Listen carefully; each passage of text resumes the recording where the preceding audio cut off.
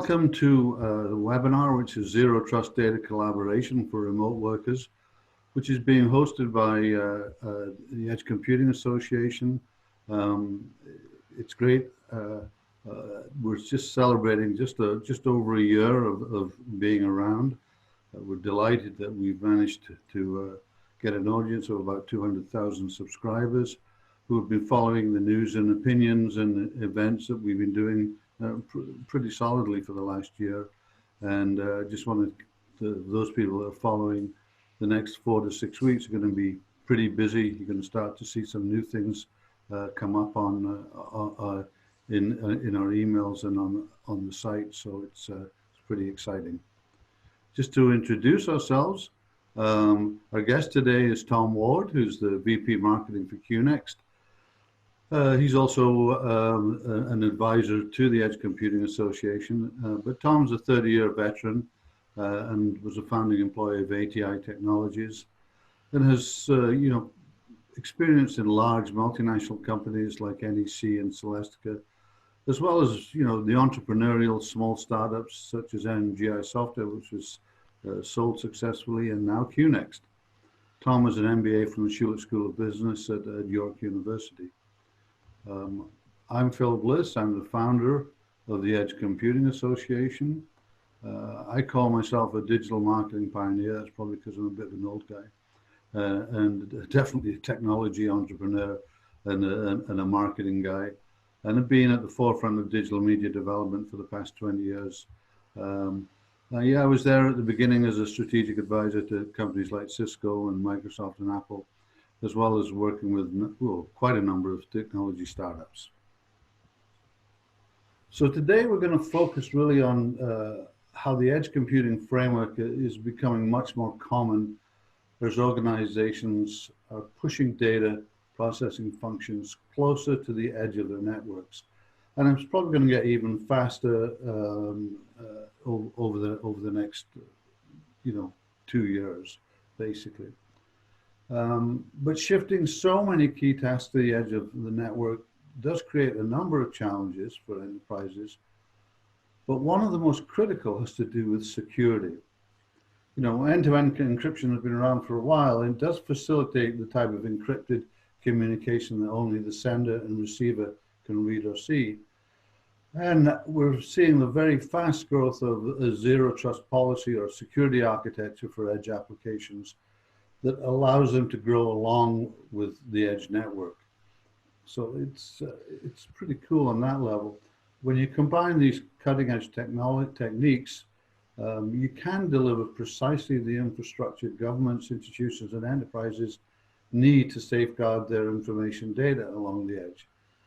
And as we're all experiencing with the arrival of pandemic contingency planning, and with COVID-19, we're seeing just an incredible escalation of remote working. So of course, security is now more than ever more vital. And I think we also all know that this escalation of remote working that's been brought on by the pandemic is not going to go away. So really the priority is very high. So today's webinar about FILEFLEX looks at one example of how to manage this accelerated change in the workforce and how to share data without endangering corporate security. So Tom, I'm going to hand over to you if you would like to kind of take it from here. Just one thing before Tom comes. You can submit questions, and please do. We're not going to answer them live, but we will certainly be sending out an email to everyone with the questions that were submitted and the answers. So feel free to ask as many questions as you want. But in the I don't know about everyone else. We're finding time is tough online, so we'll get on with it, Tom. Phil, thanks. You have to stop sharing your screen. It's not letting me take over. Oh, okay. Sorry about that. There we go. No problem. Let me just share here now.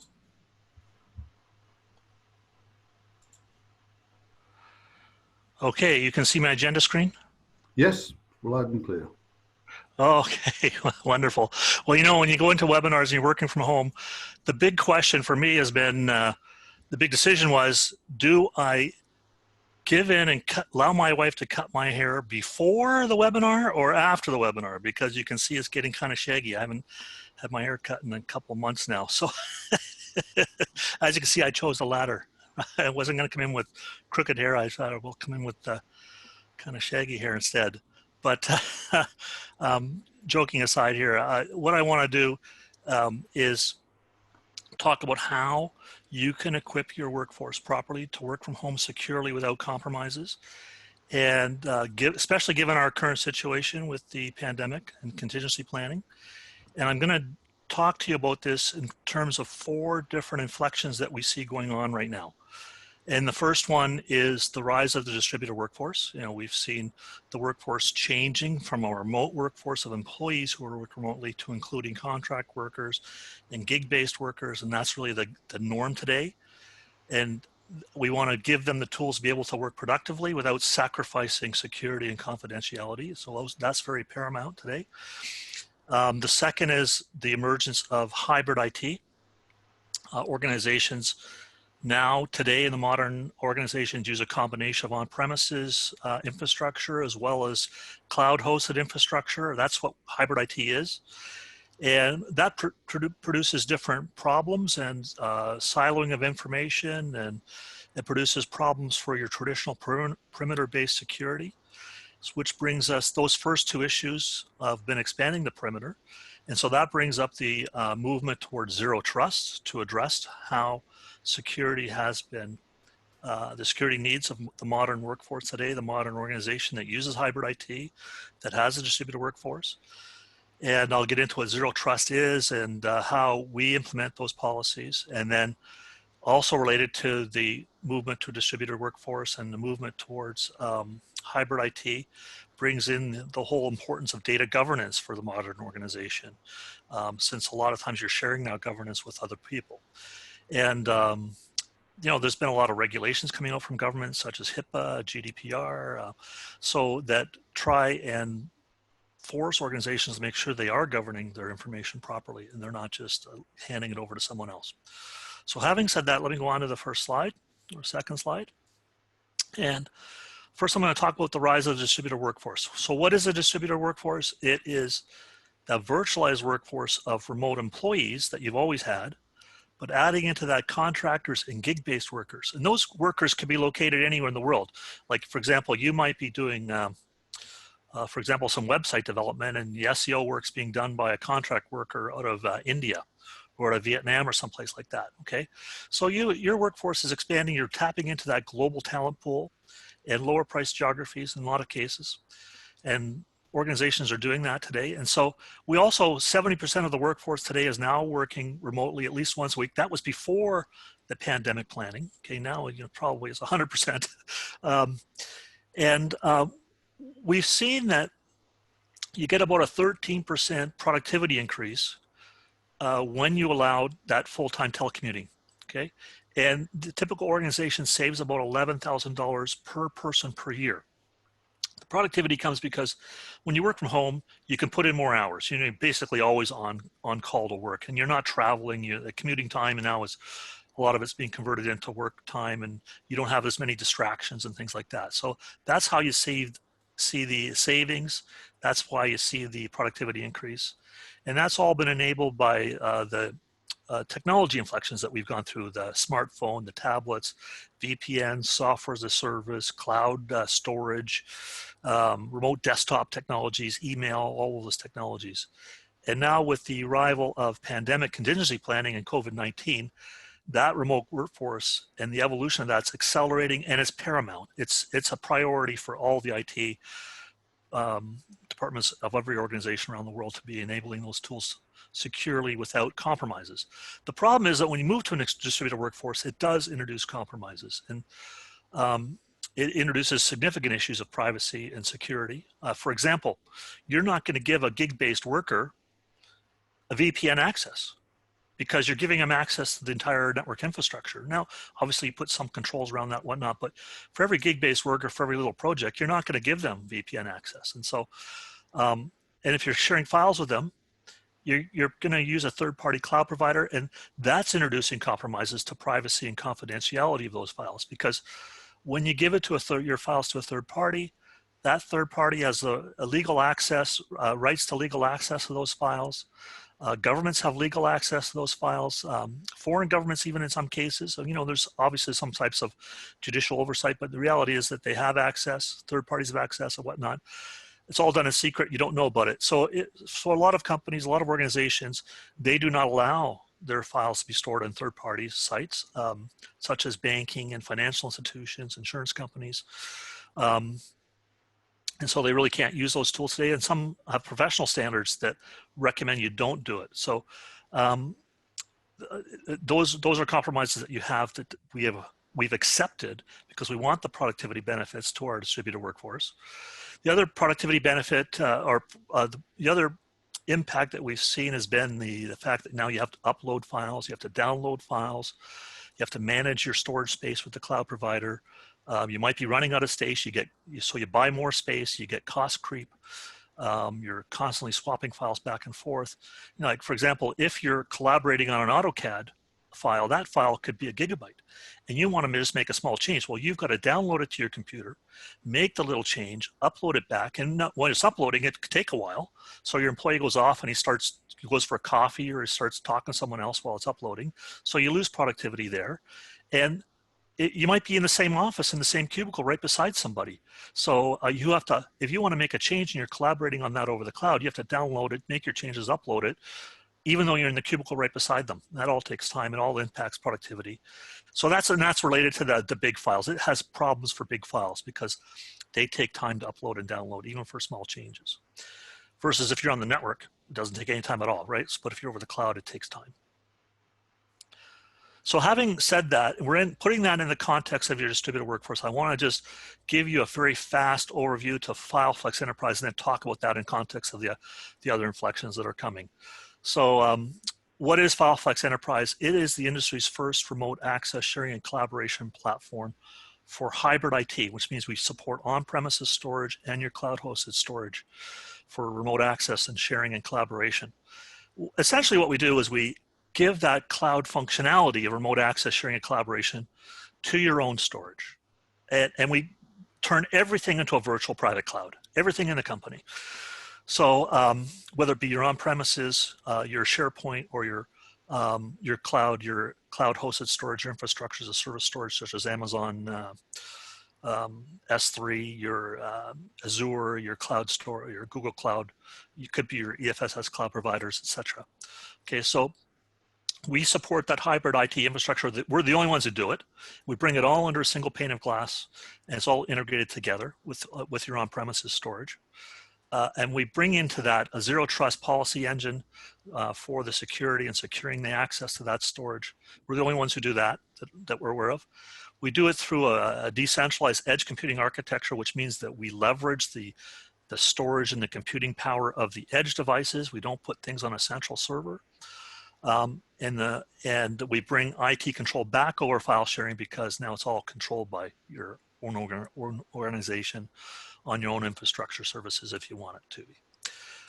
One feature I will highlight out on this, besides the remote access sharing and collaboration, is that we do allow your users to create virtual data rooms, which means basically it's a folder that allows upload rights, and that could be colleagues, it could be external parties, suppliers, vendors.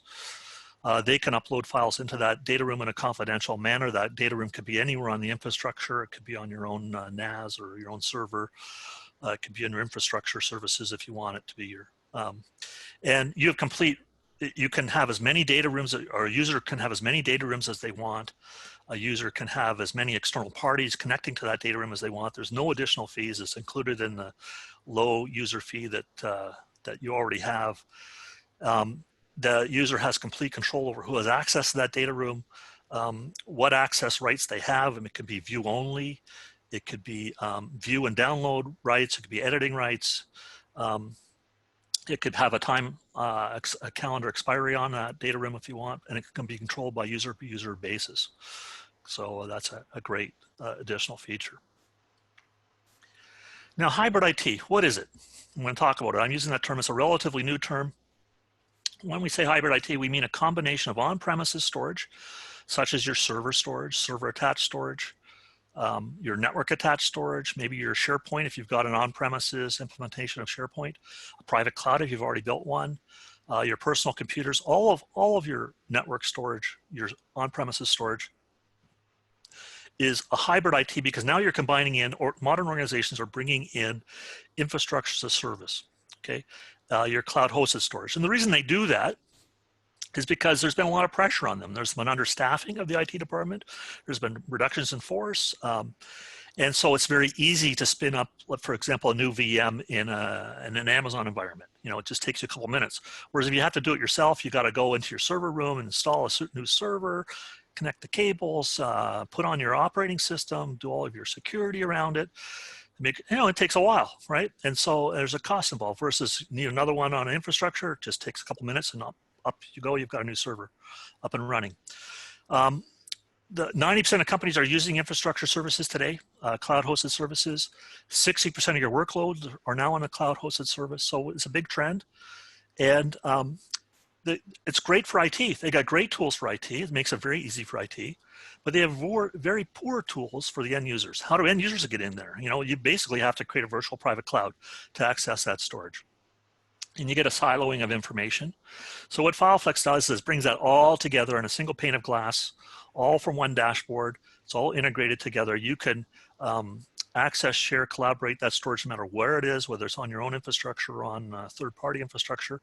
You can move it around. It's got great file management capabilities. So if I want to say migrate, I don't want to use Amazon anymore, I want to move everything to Azure, you simply cut and paste it over and it moves it. The server will move it over. It doesn't matter how big it is. It could be gigabytes of information. It'll just move it for you. You don't have to use their tools to migrate. It's all done through the file management. If you want to move it from your own PC over there, it's just quite simple. It's just cutting and pasting, moving it around. Great tools for end users. Now, given that we're moving towards the distributed workforce, we're moving towards hybrid IT, the network architecture itself has been changing, right? So more and more services are moving to the cloud, storage is moving to the cloud, you're getting more software as a service, users are embracing more flexible working on multiple devices from a variety of locations.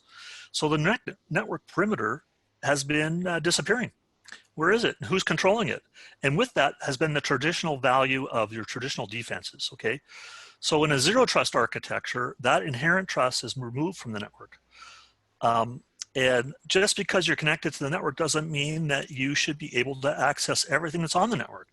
So that's what happens in a breach, for example. An adversary does a phishing attack. It convinces one of your users to give up tricks them into giving up their credentials, and then the adversary gets the credentials as a user, logs into your network, and now they're inside the network and they move laterally throughout your organizations, find the real devices of value. And it may not be the user itself, that's just a vehicle to get in.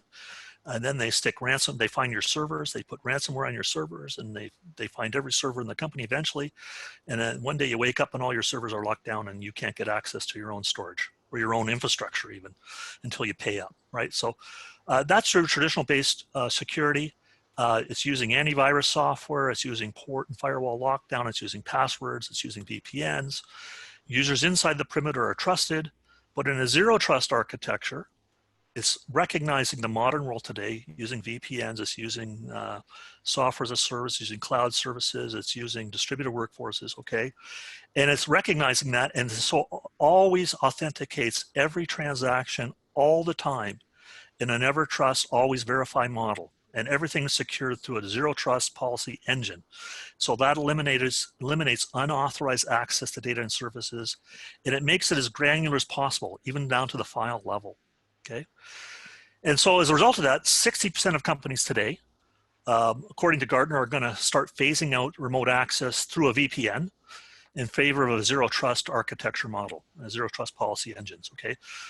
And, obviously it's not going to do away with VPNs, you need them, but you don't necessarily need them for remote access for the average everyday employee, okay? Because a VPN trusts blindly. Once a user device is authenticated, they gain access to everything on the network. There might be still be passwords around them, but they have access, and it takes a lot of work to control them. The adversaries are always attacking the VPN. There's always trying to exploit them because that's the way in. So you have to constantly keep them up to date and patched and maintained, and you have to keep your policies up to date. What FileFlex does is it abstracts the information from the infrastructure, and it makes access as granular as a single file. Okay, so access is granted only when the data is required, after authentication is performed, and before the connection is even established. Okay, so a competitive solution, they would either replicate information to another server to which a user has access. They don't have access to the infrastructure, but they have access to that third-party server, or they give direct access to the infrastructure like a VPN or like remote desktop software does. Okay, so FileFlex Enterprise abstracts that information from the data. Think of it like a bank teller. When you go to the bank and you want money, you can't just go into the vault and get the money yourself. Well, that's how our modern infrastructure is. You're allowed to, once you're in behind the perimeter, you're inside and you have access. With a bank, you go to the teller, and the first thing that the bank teller does is it verifies who you are. Who are you? The person that you say you are. They go through your ID and your identification. Then they go into your bank account and say, do you have enough money? And then if you have enough money and you're who you are, they say, are you allowed to withdraw it? Are you over your withdrawal limits? Are you within your policies? So that's what a zero trust policy engine does. It verifies who you are, it verifies the user, verifies the devices, it verifies the policies, and then it gets the files for you and comes and brings them to you. Okay, just like a bank teller gets the money from the vault and brings it to you. That's how a zero trust policy engine works. And it does this all the time for every transaction, every request, through a secure anonymous token exchange. That's how we do it. We do it through a point-to-point connections and encryption. And it happens almost instantly behind the scenes. Makes it very easy for the user. So we have a number of zero trust policies, or processes, I should say, that we use to do that. We have processes for user authentication, secure data transmission, accessing information, protecting the credentials, the use of anonymous tokens, request management, permission management. We've bundled that all around, make it work together with a security set of and we integrate that into what you're already doing, your two-factor authentication, your multi-factor authentication, maybe your UB keys and things like that, your virus scanners, your single sign-on, your Active Directory, your LDAP permissions. We do use AES 256 encrypted hybrid point-to-point communications, and very robust security set that you would expect, integrated with the secure processes, the zero trust processes, and a zero trust policy engine to secure access to the data for all remote users in that hybrid IT infrastructure that I described earlier. We combine that with the edge computing architecture, so we don't use a third party or a centralized server to store information. It's stored on the edge devices, and that protects you against exfiltration from third parties. And it's a patented secure technology that we took years to develop, that involves a server, a PKI server, a connector agents, the client app, that all work together to secure the user data. We also have a technology agreement with Intel. It's a source code level agreement, allows us to take advantage of the Intel SGX enclaves. This is an optional security layer that you can lay on top of it so that you can secure the hardware keys, the encryption keys, right through they're generated right inside the SGX enclaves of the CPUs. And we're working with Intel right now on their next big project with SILVERLAKE, which is their next generation of server chips. So here's what they say. They say software is no longer enough to combat today's cyber threats. Hardware enhanced solution based on Intel architecture is the way forward. Now with their SGX technology, SILVERLAKE and FileFlex Enterprise, organizations can have a secure remote access sharing collaboration solution that's silicon to silicon, hardware secured, from source location of all files. Okay, that's the critical piece, missing piece of a solution to the more secure enterprise. Now I want to talk about data governance, because that's the next piece of the puzzle that's missing right now. And we've seen a rise of the privacy regulations, professional standards. A lot of industries don't allow you to use third parties, because you're sharing data governance with third parties. So the first thing you want to do if you want to bring data governance back to IT is you have to integrate your solution, which we do, with the existing tools, such as single sign-on, your two-factor authentication, your device authentication, your password policies, your fingerprint policies, your Active Directory, your LDAP, things like that. And we want to integrate that with what you have. So we have a plug-and-play solution that already integrates into what you're already doing. Okay, so it's part of part of that solution that you've already put together. We bring that in with user management, so the IT department can add and delete users. They set the permissions, they manage the access control list, they add the storage repositories and manage those. So it all comes with storage management capabilities that they have. So they can assign storage to a user. The users don't get access to everything. They get only access to what IT allows them. They can assign the storage on a device level. Only certain devices, certain users, drive levels, folder levels, even file level granularity, okay? They can set the sharing permissions. They have management over sharing permissions. So they could say, for example, maybe you're a hospital and you've got some healthcare information, or you're a financial information institution, you've got client information that has confidential information. You can say, it's all in this folder, and that folder cannot be shared with anyone. You can have remote access to it, you can look at it, but you cannot share it, okay? So you keep control over it. Or you can say, you can share it, but that sharing can be view only. Nobody's allowed to download it. Maybe you can allow a hard copy if you want, or not. Or you can say, no, you can't. You can share it only in view only mode. Or you can say, no, this is perfectly okay. You can share it, you can download it. Your recipients can download it. They can even edit it and put it back if they want to, okay? So IT has control over that. Users also have same control. They can control how they share, but IT can bring sharing over the storage repositories as well, the permissions over the repositories. And so IT can also determine who can share outside the company, who can't share outside the company, who can add their own storage options, and who they can share it with, okay? And then it's all integrated in with your incident management software. We have an activity log, logs the activities by user, by date, or you can access it by date and sort it by date, by user, by download. It's all integrated, can be integrated into your incident management software, or can be exported and then imported into your incident management software. It's up to you, or exported just simply to a spreadsheet for any kind of forensic analysis you have to do if you have a situation you need to do an investigation. So, but you have control over that.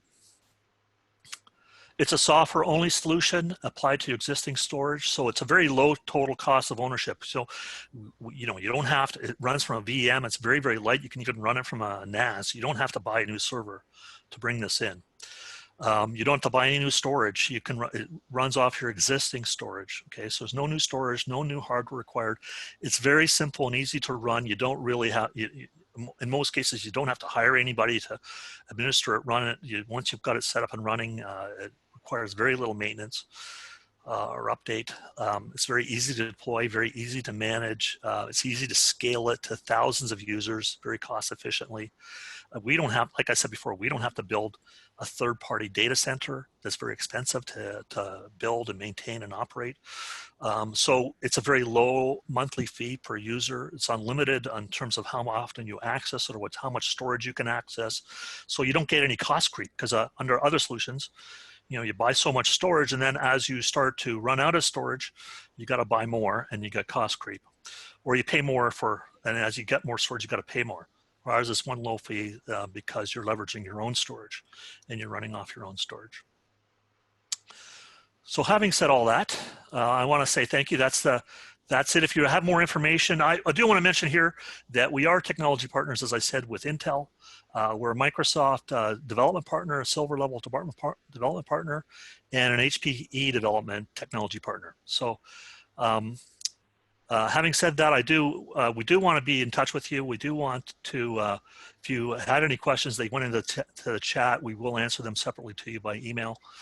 And we will get in contact with us if you're interested in, I think next steps, if you are interested in looking at this in more detail, it would be to get a proper demo of the product and maybe a free trial even. So we would offer you a free trial for a limited number of users, and you could try it out and see it for yourself. You'll find out it's fantastic. It's very easy to use, very easy to deploy, and very light on your resources. And much better solution for your distributed workforce and your hybrid IT with that zero trust policy engine that we have.